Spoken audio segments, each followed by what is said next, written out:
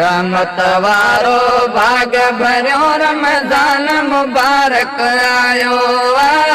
मुल्क मजाहिल महज सदके ना हक वियो हक आयो मुल्क मजाहिल महज सदके ना हक वियो हक आयो दोज़ख जा बंद या दरवाजा उम्मत जा ईमान थिया ताज़ा दोज़ख जा बंद थिया दरवाजा उम्मत जा ईमान थिया ताज़ा उम्मत जा ईमान थिया ताज़ा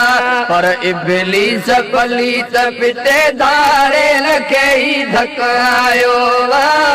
मुल्क मजाहिल महज सदके ना हक वियो हक आयो ओ मुल्क मजाहिल महज सदके ना हक वियो हक आयो रहमत वारो भाग भरियो रमज़ान मुबारक आयो मुल्क मजाहिल महज सदके ना हक वियो हक आयो ओ मुल्क मजाहिल महज सदके ना हक वियो हक आयो जंहिंमें हाफ़िज़ बोलियल बोलियूं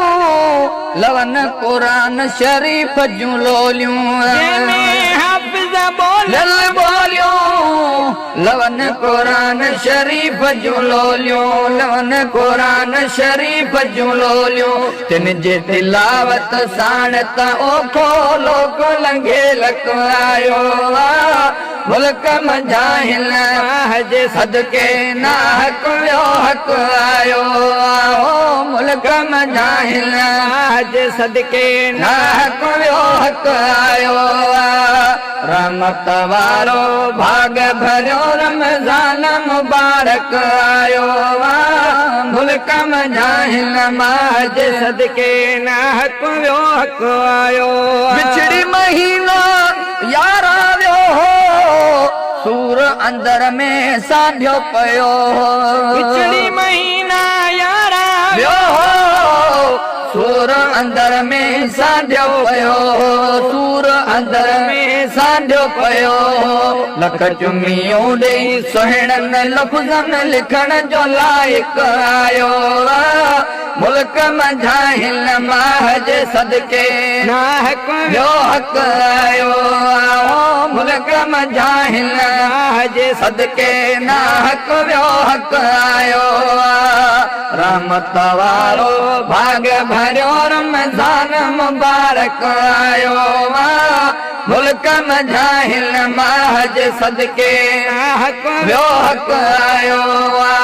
मुल्क मजाहिल महज सदके ना हक वियो हक आयो कॾहिं बि अहिड़ी ईद न कयाऊं चंड नज़र आयो त जयाऊं ईद न कयाऊं चंड नज़र आयो त चयाऊं चंड नज़र आयो त चयाऊं जन्नत जे हक़दारनि जो हिल मुल्क में मालिक आयो मुल्क मजाहिल महज सदके ना हक वियो हक आयो मुल्क मजाहिल महज सदके ना हक वियो हक आयो रहमत वारो भाग भरियो रमज़ान मुबारक आयो मुल्क मजाहिल महज सदके ना हक वियो हक आयो मुल्क मजाहिल महज सदके ना हक वियो हक आयो हिन मजमर ते हिसाब न थींदो कबर अंदर बि हिसाब न थींदो हिन मजमर ते हिसाब न थींदो कबर अंदर बि हिसाब न थींदो कबर अंदर हिसाब न थींदो छो त महेसर झिलणनि जे लाइ ढोलण थी ढक आयो मुल्क मजाहिल महज सदके ना हक वियो हक आयो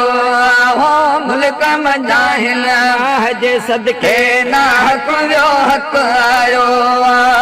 रहमत वारो भाग भरियो रमज़ान मुबारक आयो